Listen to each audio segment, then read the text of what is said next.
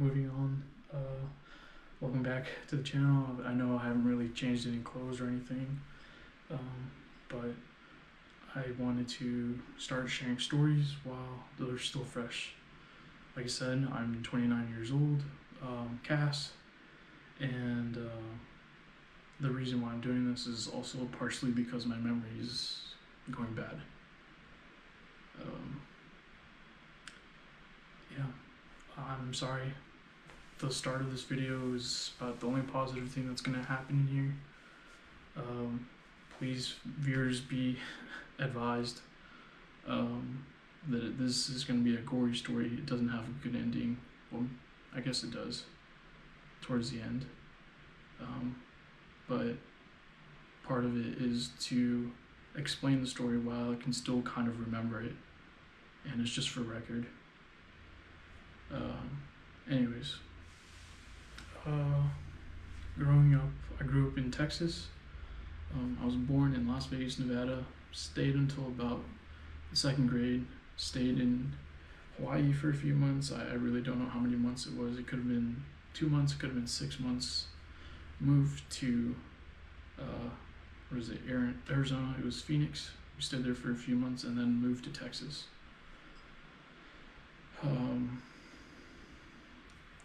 The story explains my childhood, and I guess I just wanted to explain how I was formed. And I don't expect any sympathy. That's not what I'm here for. I'm just trying to explain a life story for the record, and if you guys are going through similar things, that at least you guys can relate. And for those who are going through something hard, that you can relate that life goes on. I've been fortunate. I haven't really ran into anybody close that I know that's, unalived themselves. And I hope it stays that way. Life is tough, but it keeps moving. And in my eyes, the only way to win is to stay alive and keep trudging on. It may not get easier, but might get better at it, and it might take some time. I know that most of us live in a fast-paced society. But Jesus, I keep getting distracted. Anyways, my first story that I want to share is when I was a child in Phoenix, Arizona. I was beat, and I was beat pretty badly. And how this even started before that, in Las Vegas. I was beat pretty bad, and I was kind of seen as a social outcast. In second grade, I was talking smack to fifth graders, or saying crazy things because I was an outsider. A guy came up to me, and fifth grader, and I don't remember what he said, but I just remember being mad. I told him that I was gonna take a pillow and hurt him.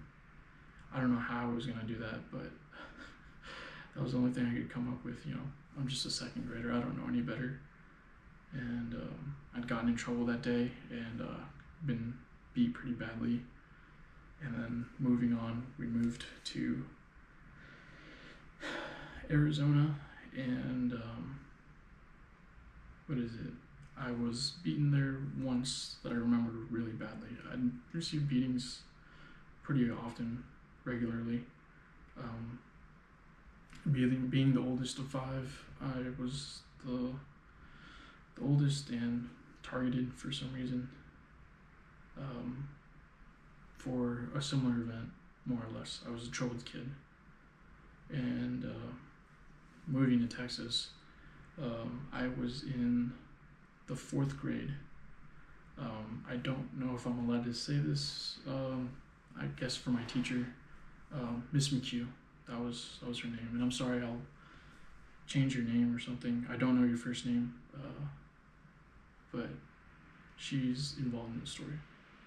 So as far as I remember, we had a what is it? We had a project on our project due that day, and I remember going to the art class and I didn't have it completed.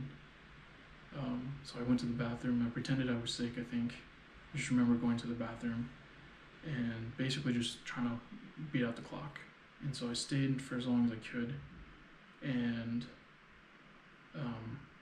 the art teacher ended up calling over my teacher, Miss McHugh, and she was trying to figure out what was going on. And I just remember that it wasn't a good thing, you know. I got caught basically. So that day, I knew I had to go see the principal's office for basically kind of skipping out. And when I got home, these are when the bad things happened.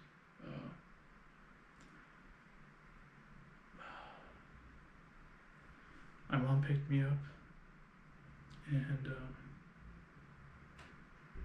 man, I can't really remember much how it was going, but I just remember taking the long way home, and I think there was some anger in her eyes and also fear. I think she knew what was going to happen, but at the same time, she was trying to avoid it.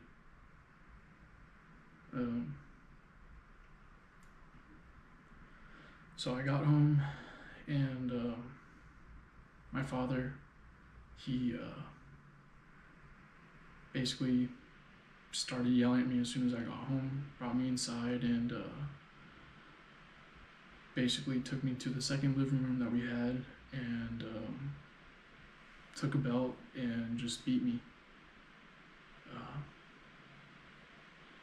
for, man, what it felt like an hour and a half, 2 hours. At the top of my lungs, I yelled. He had me strapped. Strapped is not the right word. He had me lean against the piano, and he beat me with a belt that had metal buckles on it, and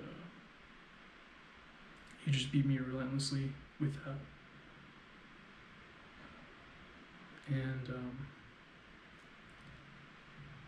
my mom was eventually involved, where he told her, you're gonna hit your kid or I'm gonna hit you. And she's not a big lady, and she was trying to stop him. Basically, she didn't want to do that. She started crying, but my dad doubled down and made his offer, and he said, if you don't take this belt, I will beat him until I get tired. Mind you, I'd already been beat for about 45 minutes, and man, my brothers were in the living room, and he just beat on me. And my mom, not wanting to get beat, took the belt and hit me. I can't remember if it was about 10 minutes or 10 hits, but it seemed to have satisfied my dad.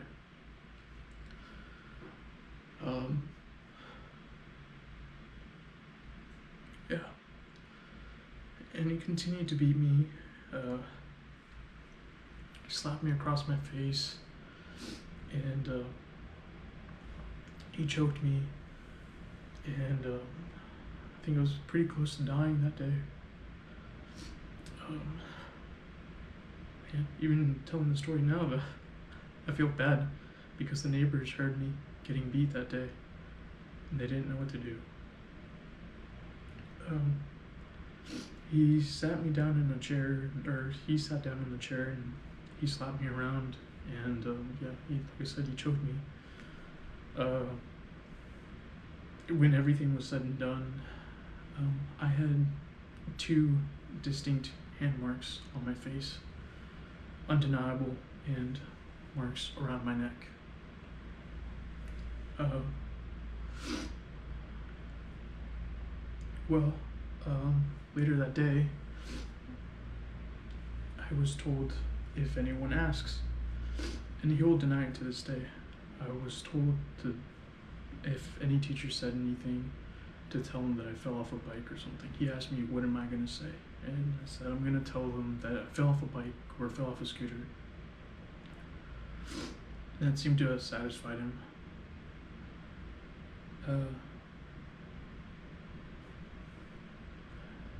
Anyways, I couldn't sleep that night because basically from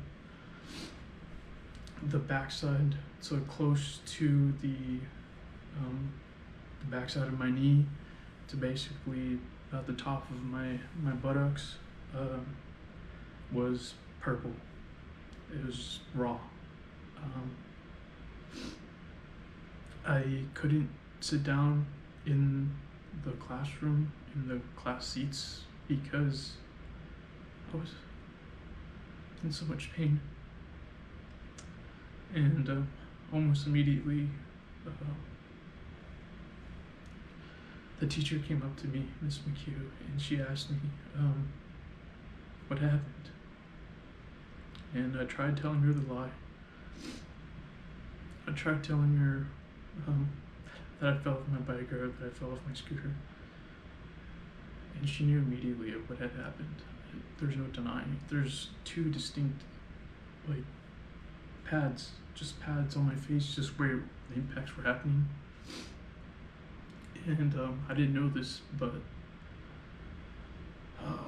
she ended up telling the principal, and the principal called, I think, an investigator.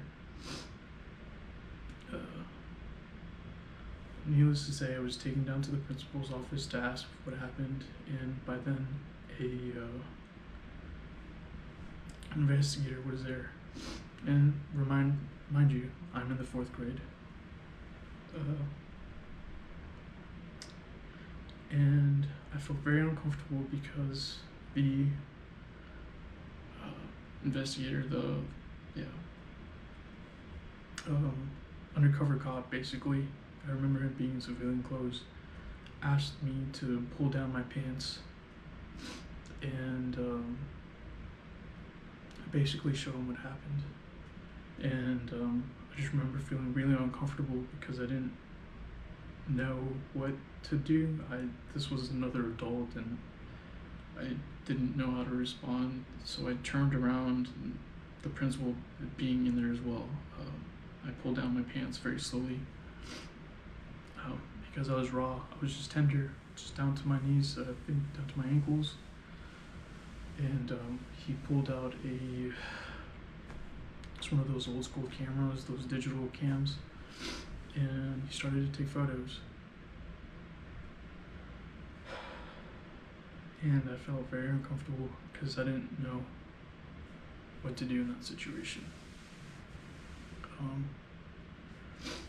So police was eventually called, I think, after that, once they had taken the photos. And I can't remember if I stood in ISS the whole day. I just remember it being close to the end of the day.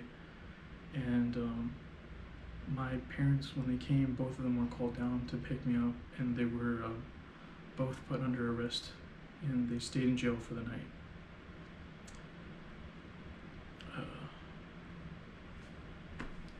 So, at that point, I was taken over to my uncle's house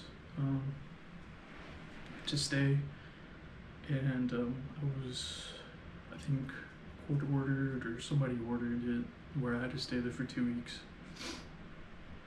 And I stayed there for 2 weeks, and I enjoyed it. I was basically the only child. I was taken to school. I just remember being a brat. They bought me like a toy bow and arrow, I just remember like playing with that. I tried not to think about what it was. I think I still had that child innocence. Um, so, anyways, going back, my parents were released, and basically this whole thing proceeded. Uh, my family now had to deal with court, basically. My dad, him being a U.S. citizen, was basically given a first strike. But my mother, on the other hand, was just a resident here in the States and was either in the process or starting to start the process for becoming a U.S. citizen. And basically that took all a backlog once the court proceedings happened. And it was more or less to decide if they were going to deport my mom because she wasn't a U.S. citizenship, or she wasn't a U.S. citizen just yet. It was pretty tough going to court with your mother and your father. Really just my father, and going to court and having to testify against them. And I just remember testifying not so much about my mother. She had no choice in the matter. I understand completely the decision that she made. I don't feel bad that she hit me. She was, there was nothing she could do. But basically, I was just testifying against my father. That's really what it came down to explain the situation, how it happened, and what happened. And lo and behold, I begged for my mother to stay. And we had a few more court order proceedings after that. I wasn't allowed to go to any of the other ones, and that was the only time I got to go with my friends, was when they went to court. But my mom ended up getting to stay. They decided that she needed to stay. And I was more than fortunate to have her around, because I knew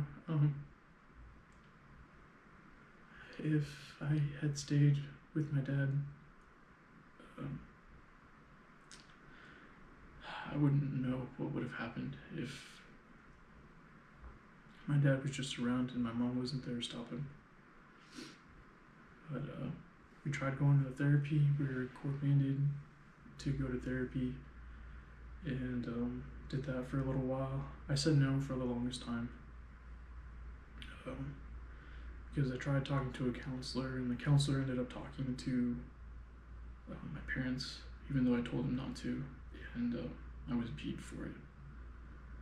And same thing happened with my therapist. We tried to get me to open up, but I remember begging the therapist to not tell my parents what we talked about in the session, and I don't know what was exactly said, but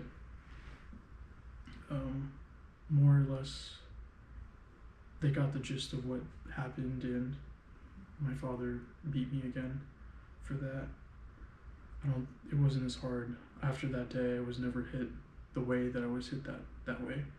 He was mandated to never touch me again, or he would go to jail again. And the same with my mother, but it was never her intention to hit people in the first place. And that has changed me a lot. That whole journey, my family's journey, that day I broke. I was headed in a bad direction. I was bullying kids at school. I was an outsider. I was dumb. I like to say this story that this is how dumb I was. When I was in Las Vegas, we were learning about how to write letters, and when we got to the part where it said NV on the letter, I thought it stood for North Vegas. I didn't know that Nevada was the state that I lived in until I moved to Texas. I like to say that just to give reference of how dumb I was. So I was behind educationally, an outsider, and I ate school lunches. I like to think I turned out good. I know that program doesn't always produce the best people, but I like to think I'm a good person. But it definitely changed me. Over the years, I've been picking up on things that come from the trauma. Psychology was a big thing for me. I always just try to figure out how, why was I beat? Why was I not liked? For the longest time, there was no reason. There had been months where I didn't have a bed, technically. I had a room, but I was forced to go downstairs and to sleep on the couch at night, and then during the day I would have to go back upstairs to my room, make my bed, and get ready for the day and go to school.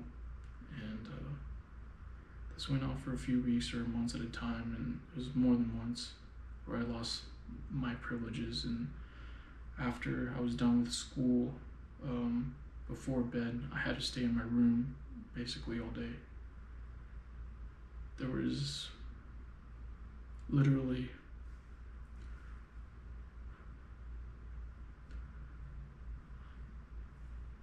one summer where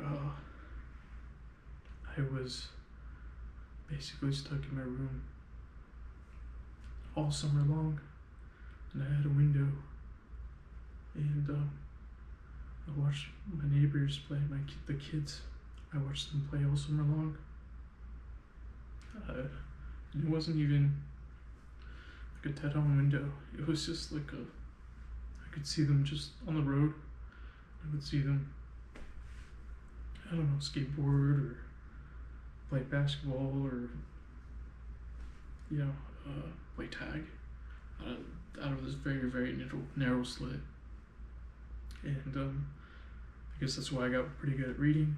I was just trying to pick up books to pass the time. And I had a few electronics, so I had a few toys, and they would break, and I just was fascinated with it because I tried to repair it because I didn't have much. I just remember taking an MP3 player and taking it apart and seeing just how it worked. And that's just kind of been why I've been so curious. I think for psychology, just trying to figure people out through patterns. I guess another negative thing that I've learned, that is a negative thing from trauma, is that I walk around on this part of my feet and I try not to make a noise. That's the reason was because I was trying not to attract attention to myself. Because I didn't want to get seen or heard. And there was a lot of times when I was grounded that I had the door closed to my room and my family would be downstairs watching a movie, and I would put my ear down to basically the crack of the floor and listen to the movie and imagine it in my head as it played. The same thing happened for video games too. Just try to visualize them and me playing them and enjoying them.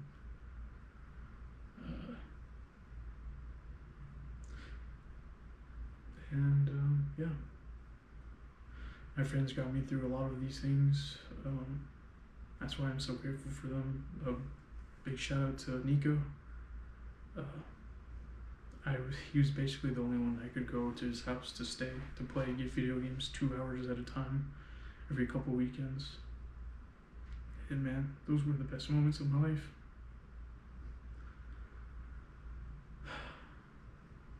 Companionship means a lot to me.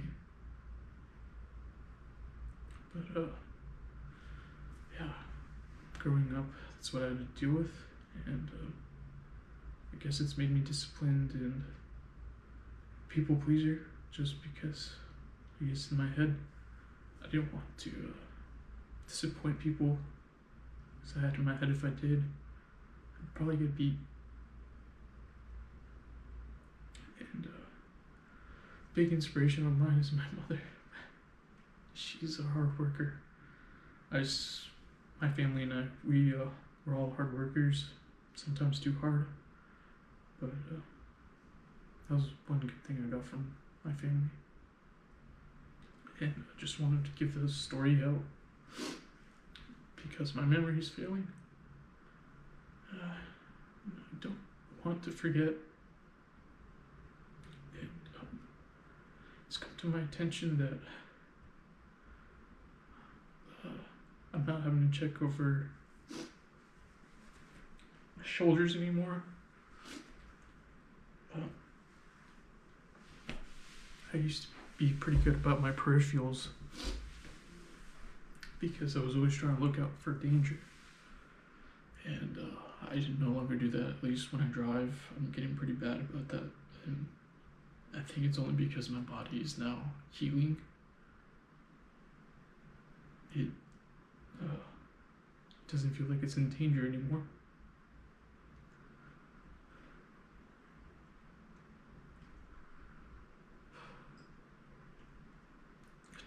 About 20 years later, it feels like it's no longer in danger. I